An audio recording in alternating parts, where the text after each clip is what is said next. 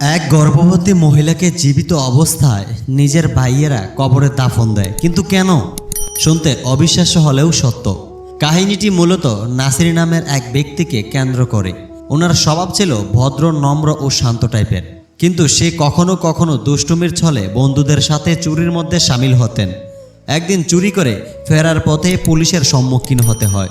তখন সবাই পালিয়ে এক একজন এক এক দিকে চলে যায়, কিন্তু পুলিশ যেন কিছুতেই নাসিরের পিছু ছাড়ছে না। সেদিন রাত্রে নাসির দৌড়ে কোন দিকে চলে যাচ্ছে সে নিজেও জানে না। শেষমেশ একটা বাসে করে নির্জন জায়গায় চলে আসে। আশেপাশে কারো কোনো সারা শব্দ নেই, চতুর্দিকে কবরস্থান আর কবরস্থান, এছাড়া তেমন কাউকে দেখাও যাচ্ছে না। তবে চাঁদের আলোতে সবকিছু স্পষ্ট দেখা যাচ্ছিল। কবরস্থানের পাশে একটা চাদর পাওয়া যায়, সেটি গায়ে দিয়ে নাসির কোনো মতে রাত্রি পার করে দেওয়ার পরিকল্পনা করে।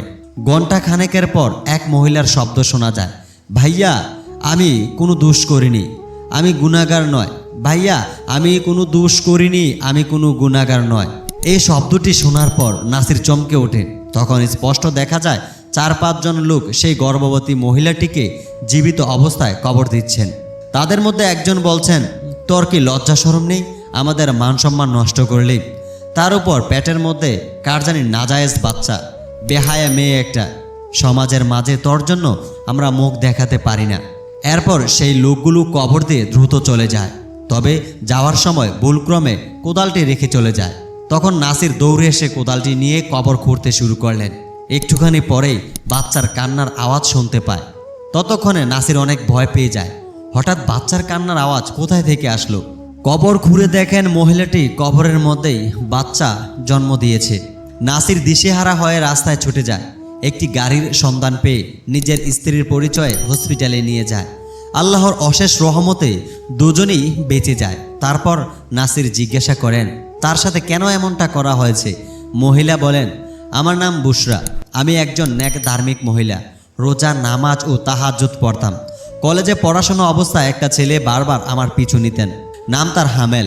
হামেল আমায় খুবই ভালোবাসতেন। বেশ কয়েকবার নিষেধ করার সত্ত্বেও উনি পিছু ছাড়েননি। পরিশেষে শয়তানের ধোকায় পড়ে আমিও আবেগের বশতই ওনাকে ভালোবাসতে শুরু করি। সেই ভালোবাসায় আমি আল্লাহকে ভুলে যাই, লিপ্ত হয়ে পাপ কাজে। একদিন আমি বিষয়টি খালাকে শেয়ার করি।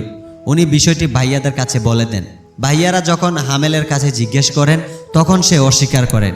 হামেল বলেন, উনি আমাকে চিনে না, এছাড়া পেটে বাচ্চাটি কার তাও সে জানে না। বিষয়টি তখন সমাজের মানুষের মুখে মুখে ছড়িয়ে পড়ে। তখন সবাই আমাকে নিয়ে বাজে মন্তব্য শুরু করে। সবচেয়ে নীরব ও ধার্মিক মহিলার গোপন তথ্য ফাঁস। কয়েকজনের সাথে এমনটা করেছে কে জানে। ভাইয়েরা এসব শোনার পর অপমান সহ্য করতে পারেনি। এছাড়া খালা সবাইকে আরেকটু মিথ্যা বানিয়ে বলেন, যার জন্য তারা আমাকে কবর দেয়।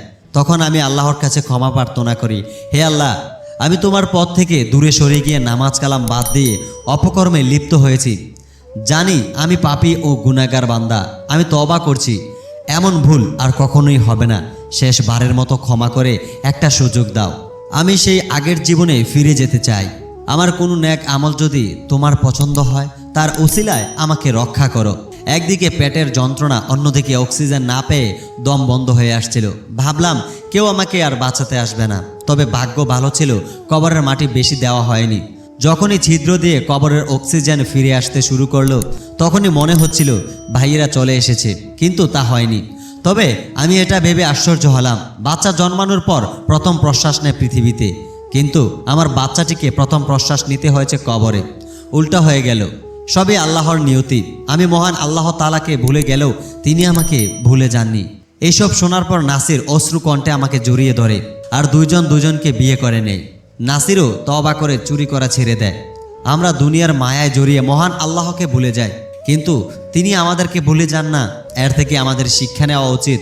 যখন আমরা কঠিন বিপদের সম্মুখীন হই তখনই তিনি আমাদের রক্ষা করে নতুন জীবন ফিরিয়ে দেয়। কিন্তু আমরা কয়েকদিন পর মহান আল্লাহ তাআলাকে ভুলে দুনিয়ার মায়ায় জড়িয়ে পড়ি।